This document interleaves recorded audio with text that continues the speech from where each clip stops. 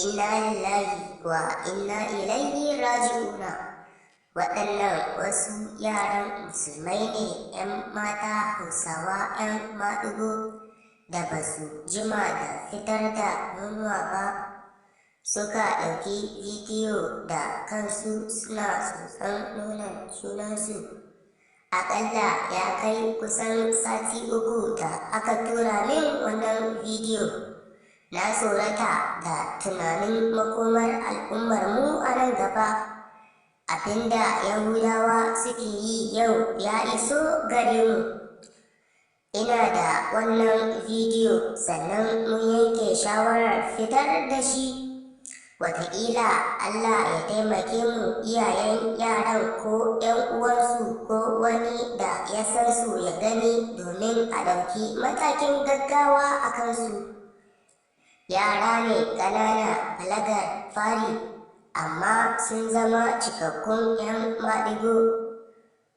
To ya idan sun girma kenan, sannan yaran mutane nawa za su koyawa wannan harka, su jefa su ta farkin halaka. Don haka waɗannan yaran babban illa ne kuma annoba zamansu a cikin al'umma.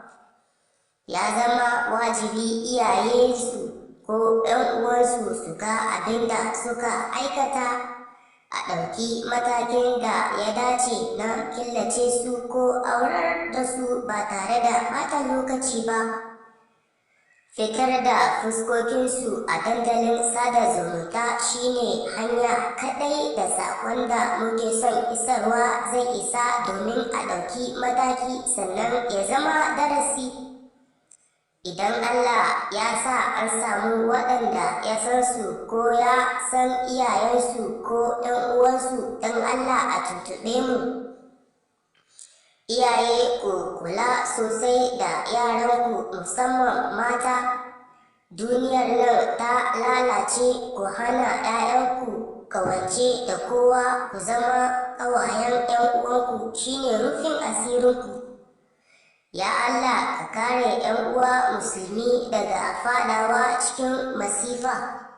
Daga ƙarshe muna roƙon duk wanda bai yi subscribe ba ya danna subscribe, sannan ku danna alamar ƙararrawar sanarwa ta yadda za mu sanar da ku da zarar mun ɗora sabon bidiyo.